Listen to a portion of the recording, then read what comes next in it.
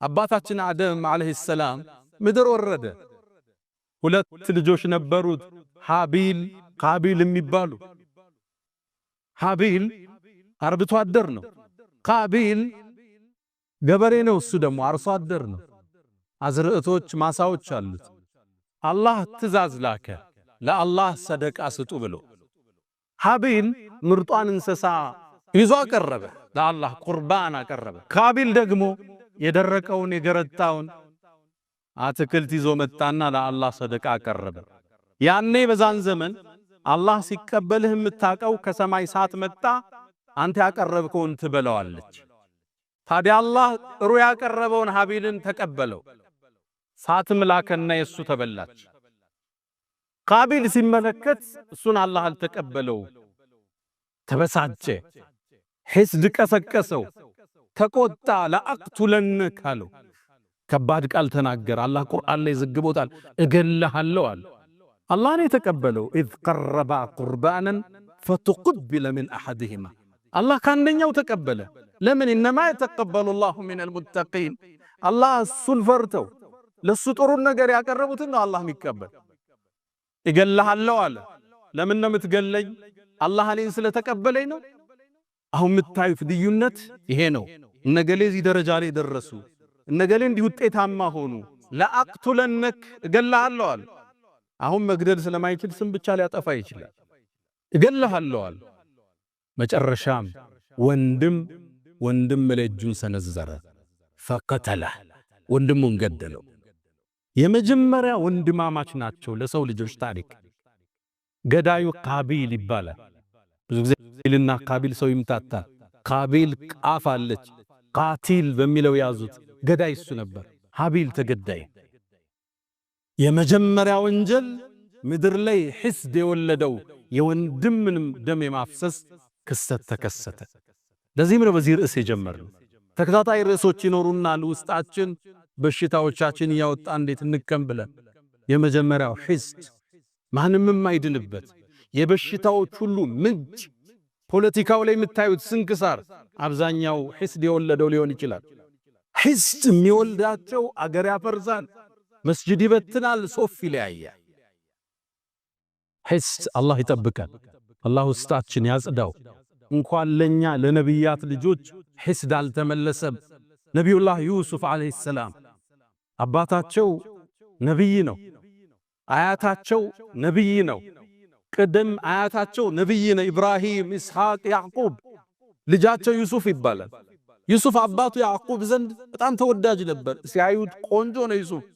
የቁንጅናን ግማሽ ነው አላህ ከሱ ላይ ያስቀመጠ። ቁንጅናን ከሁለት ከፍሎ ግማሹን ዩሱፍ ላይ ነው አላህ ያደረገው። ሌላውን ነው እኛ ጋር የተበተነ። አኑበት ኢዝ ቃሉ ለዩሱፍ ወአኹሁ አሐቡ ኢላ አቢና ሚና ወነሕኑ ዑስባ፣ እኛ ብዙ ጭፍሮቹ ነን እያለን ዩሱፍና ወንድሙ አባታችን ዘንድ በጣም ተወደደሳል።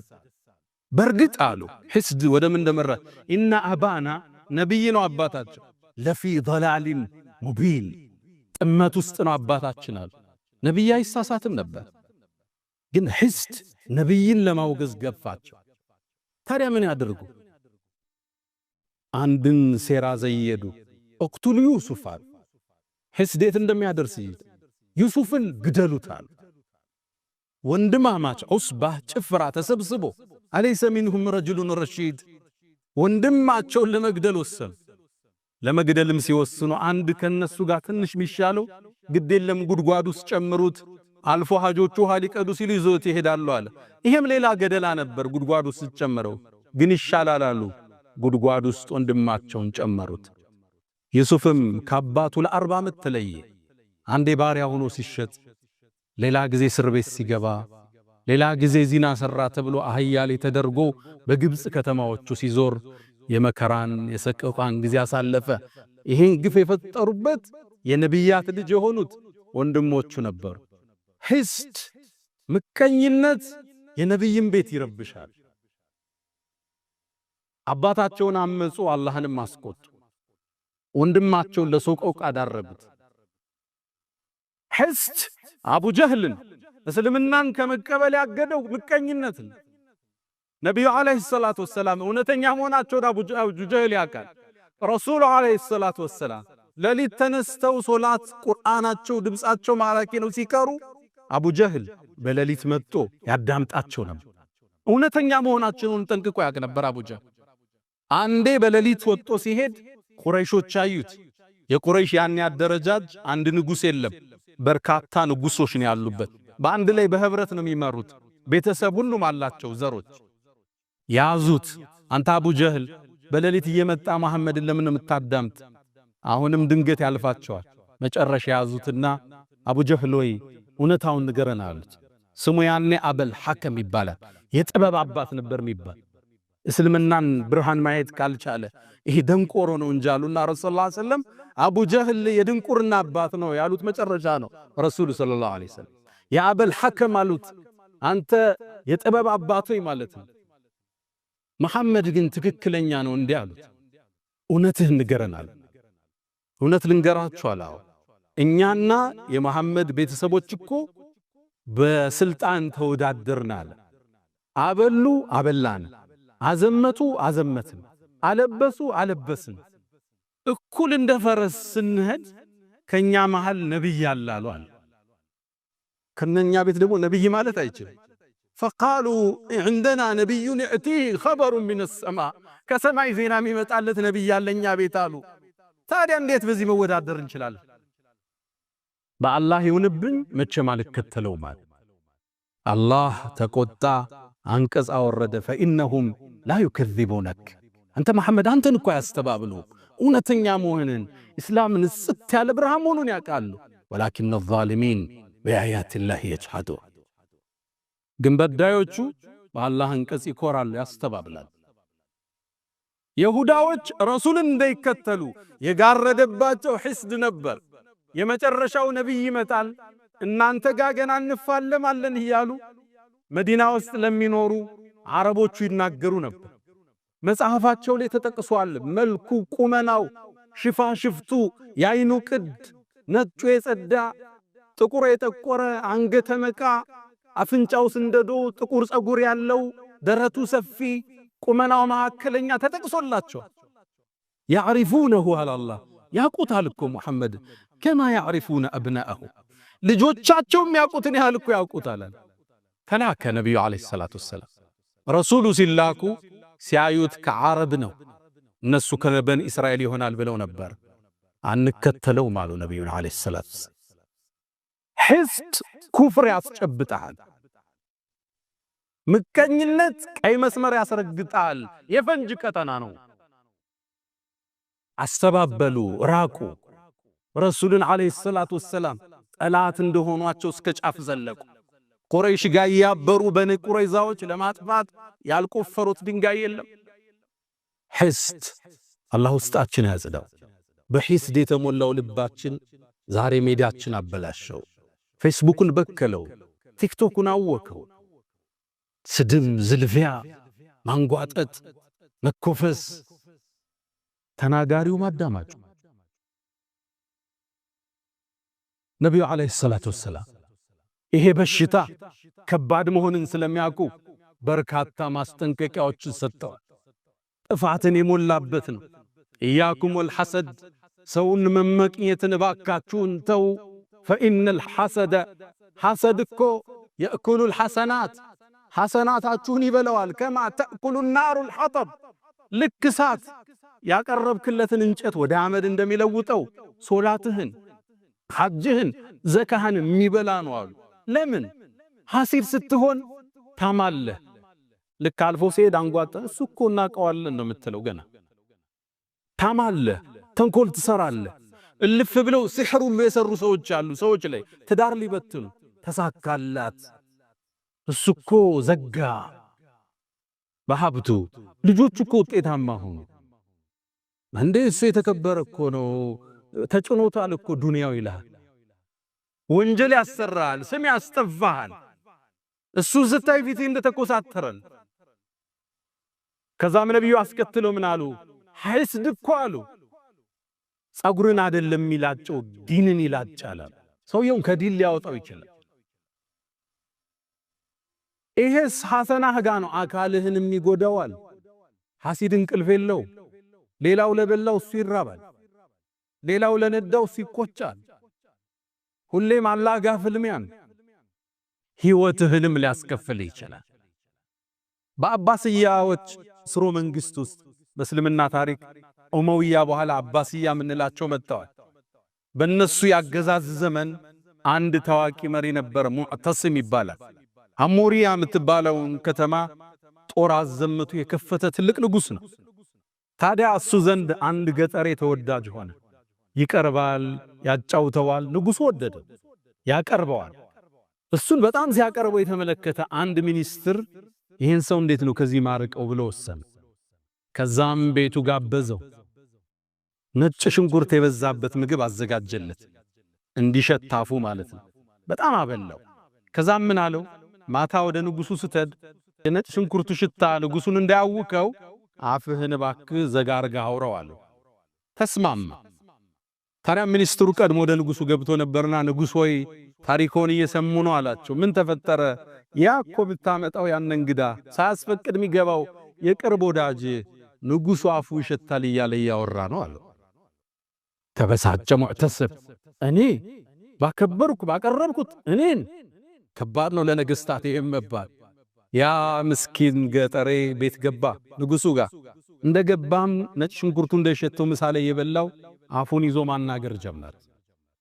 ሲያናግር ንጉሡ ገባው። አሃ እኔን ይሸተኛል ብሎ እሱ እንደሸተው ብሎ የኔ አፍ ይሸተዋል ብሎ ነው ይዘጋላ። ደብዳቤ ጻፈና ሊያስገድለው ሄደህ ደብዳቤ አድርስና መልእክት ይዘህልኝ አለው። የጻፈው ወደሱ ኮማንደሮች ነበር። ሲደርስ ይሄን ሰው ግደሉት የሚል ደብዳቤውን ይዞ ይሄ ገጠር ይወጣ። ሲወጣ ሚኒስትሩ አገኘ። የት ይሄድክ ነው? ይሄን ወረቀት አሽጎ ሰጥቶኛል ላደርስ ነው አለው። ከዛም ወደ ቤት ነው የምትሄደው? ወደዚህ ቦታ። አይ መንገዱ ከሚደክምህ እኔ ላደርስልሃል፣ ገላገልከኛ። ደብዳቤውን ተቀበለ። የት ይዞት ሄደ? ወደ ኮማንደሮቹ። ሲደርስ የንጉሥ ትእዛዝ ነው። ለምን እንዴት የለም።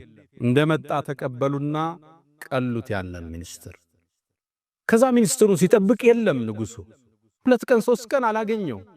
የት ሄደ ሲል አይ እሱ እኮ ተገሏል አሉ። ማን ገደለው? የሆነ ደብዳቤ ይዞ ሄዱ። ደብዳቤውን ለሌላ እኮ ነው የሰጠው። አስጠራ ያን ገጠሬ። ደብዳቤው ስለ አድርስልሃል የሰጠውት። ከዛ ንጉሡ ጠረጠረ፣ የሆነ ነገር አለ። አንተ ለምን ነው ከተማ ላይ ስሜን ያጠፋ አለው። ምን ቢለ አፉ ይሸታል ብለ። ንጉሡ የርሶ ነው እኔ እኮ አፌን የዘጋሁት ለርሶ እሱ ያበላኝ ነጭ ሽንኩርት እንደሸተው። ከዛም አንድ ቃል አለ ሊላሂ ደሩል ሐሰድ ማዕደለ በደአ ቢሳሒቢሂ ፈቀተለ። እንደ ሕስድ ፍትሃዊ ዳኛ የለም። በባለቤቱ ነው የሚጀምረው ፍርድ። በደአ ቢሳሒቢሂ ፈቀተለ። ሕስድ ሕይወትህን ያጠፋዋል፣ ሕይወትህን ያበላሸዋል፣ ዲንህን ያጠፋዋል። ለዛ ነው ነቢዩ ዓለይሂ ሰላቱ ወሰላም ደብ ዓለይኩም ዳኡል ኡመም፣ የቀደምት ህዝቦች በሽታ ወደ እናንተ እየመጣ ነው አሉ። ሕስድ የሚባል ላ ተሐሰዱ ፊ ሰሒሐይን፣ ሕስድ አትገባቡ፣ አንዳንዱን አይመቀኙ፣ አላህን የሰጠ ያንችሮታ። ወላ ተባገዱ፣ አትጠላሉ። ወላ ተቃጠዑ፣ ዝምድናን ጓደኝነት አትቁረጡ። ወኩኑ ዒባደላሂ እኽዋና፣ የአላህ የምትዋደዱ ወንድማማቾች ሁኑ። ለማጥፋት አትሩት። በንግዱ ከተሳካለት አላህ እንዲሰጥ ለምነው፣ አንተ ምሩት። እሱን ለማክሰር እሱን ስም ለማጥፋት ይሄ አኺራን ያበላሻል። እብኑ ሐዝም ተቁል ሐማማ ሚል ኪታብ አላቸው። ታዋቂ ዓሊም ናቸው። አንደሉስ ውስጥ የአሁኗ ስፔን ላይ የተከሰተን በነጋዴዎች መሃል ፉክክር መጽሐፋቸው ላይ ያስቀምጠውታል። ተቁል ሐማማ ይላል። እዚህ መጽሐፍ ላይ አንድን አስገራሚ ታሪክ ይናገራል። አንደሉስ ውስጥ ይላል አንድ ታዋቂ ባለ ሀብት ነበር። ንግዱ የተሳካለት፣ የነካው ሁሉም ያተርፍለት። ታዲያ ይሄ ስኬቱ 4 በሚጠሉት ጓደኞቹ ጥርስ ውስጥ ከተተ። ሁሌም ይመቀኙታል፣ ሁሌም ያሐስዱታል። ተሳካለት፣ ሆነለት፣ አደገ፣ ያመጣው ይሸጣል፣ የነካው ያተርፋል። ሐሰዱት። አንዴ እሱን ለማወቅ ወስነው አንድ ጁምዓ ወጡ። እሱም እንደለመደው ጀለቢያውን ለብሶ ነጭ ጥምጣሙን አድርጎ ከቤቱ ወጣ። መንገድ ላይ ጠበቁት። አስቆመው። አንዱ እንደምን ደህና አደርክ፣ ዛሬ ደግሞ አምሮብሃል በተለይ ቢጫው ጥምጣምሃል። ሰውየውም ዞር አለና አረ ጥምጣሜ ነጭ ነው ብሎታል። አይ ቢጫ ነው ግን አምሮብሃል ብሎ ተለይ። ሰውየው ምን ነካው ብሎ መንገዱን ቀጠለ። ትንሽ እንደተጓዘ ሌላኛው ጠበቀው። ዛሬ አምሮብሃል እንዴት ነህ አለው። በተለይ ሰማያዊው ጥምጣምሃል። እንዴ ምን ነክቶሃል? ጥምጣሜ ነጭ እኮ ነው። አይ ሰማያዊ እንኳን ነው ግን አምሮብሃል ተለየው። ሳይኮሎጂካሊ አታክ አረጉት አቀጣጠል። ሱቁ ከመድረሱ በፊት ሶስተኛው ጠበቅ። ከፈሃለ ካምሮብሃል ዛሬ በተለይ ቀዩ ጥምጣምሃል። እናንተ ሰዎች ምንድነው የምታወሩት? ዛሬ ሰው ነው የተሳሳተ እኔ የተሳሳተ ጥምጣሜ ነጭ ነው አሉ ጫፉን አምጥቶ። ቀይ እንኳን ቀይ ነው ግን አምሮብሃል። ሰውየው ሰማያዊ፣ ጥቁር፣ ቀይ ያለ ሱቅ ውስጥ ገባ። ሱቁ ውስጥ ገብቶ ከፍቶ እንደለመደው ስራ ሊጀምር ሲል አራተኛው መጣ። ዛሬ እንዴት አምሮብሃል? ንጋቱን መስልሃል። በተለይ ቢጫው ጥምጣምሃል። እናንተ ሰዎች ምንድነው የምታወሩት? ጥምጣሜ ነጭ ነው ውጣልኝ አለው። ተበሳጨ፣ ጮኸ ይላሉ ኢብኑ ሐዝም። ከዛም ራሱ ማውራት ጀመር። ቢጫ፣ ጥቁር፣ ነጭ አቅሉ ተነካ ይላል ኢብኑ ሐዝም። ምን ያሉ ይህ ሰው በሂደት አበደ ይላል። አንደሉስ ጎዳና ላይ ይህም ባለሀብት ከሀብቱ ከስሮ ራቁቱን እየሄደ ሕፃናት በድንጋይ ሲያባሩት መለከት ነበር ይላል። አላህ ውስጣችን ከሐስድ አዝነው። አላ ወፈዕሉ الخيرات واستغفروا ربكم فطوبى للمستغفرين. الحمد لله على إحسانه والشكر له على تفضله وامتنانه ولا إله إلا الله تعظيما لشانه وصلى الله وسلم وبارك على رسوله وإخوانه. أما بعد ውድ ወንድሞቼ ከዚህ በሽታ የሚጸዳ የለም። የነቢያትን ጓዳ የጎበኘን ወንድም ላይ ወንድም ቢላ ያስወጣ ነው። ሕስድ ከባድ በሽታ ነው። ሰማይ ጀመረ፣ ምድር ላይ ነጠረ፣ እኛው ጋር ተበተነ። ይህን ቀልብ ካልታደግነው ካላዝነው ከባድ ነው። እንደምታውቁት አላህ የውድድርን የሕስድን ስሜት እኛ ውስጥ አርጓል። ዓላማው ግን ለኸይር እንድንሽቀዳደም ነበር። ፈስተቢቁል ኸይራት በኸይር ተሽቀዳደሙ። ምታሐስደው በኸይር ስራ ነው። እሱ መስጂድ ሰራ እኔም መስራት አለብኝ። እሱ አበላ እኔም ማብላት አለብኝ።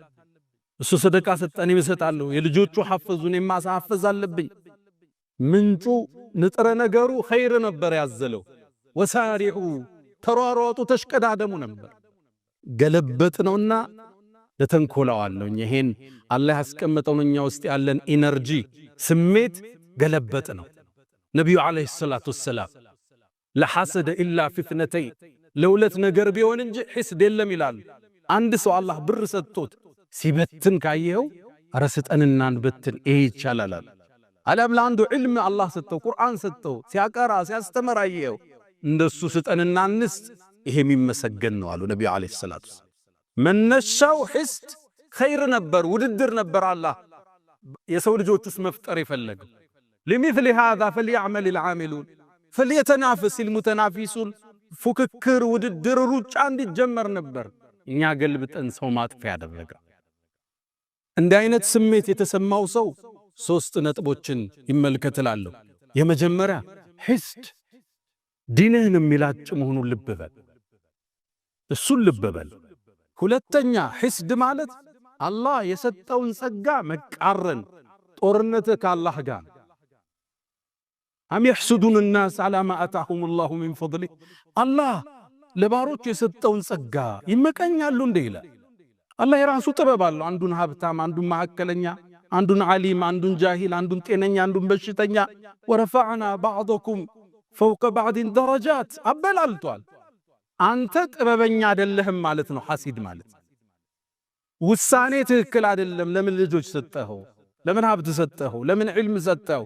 ፍልሚያ ከአላህ ጋር። አላ ሊለዚ ገለ ዐለይ ሐሲደን አተድሪ ዐላ መን አሰእተ ልአደብ አሰእተ ዐላ ላህ ፊ ሑክሚሂ ኢዝ ለም ተርደ ሊማ ወሀብ። ከማን ጋር ነው ፍልሚያ? አላህ ጋር እኮ። ለምን ሰጠኸው እኮ። እንዴት ተሳካለት? እንዴት ሰው ተቀበለው? እንዴት ለስኬት በቃ? ግጭት እኮ አላህ ዘለ በዛ ነው ኢብኑ መስዑድ ምን ይላሉ? እባካችሁን የአላህን ጸጋ አትፋለሙ ይላሉ። ማን ነው እንደሚፋለም ሲሏቸው ሐሲድ ነው አሉ። ምቀኛ ማለት ከአላህ ጋር ነው ጦርነቱ። እንዴት ተሰጠዋለ ለሱ? እንዴት ተሳካለት?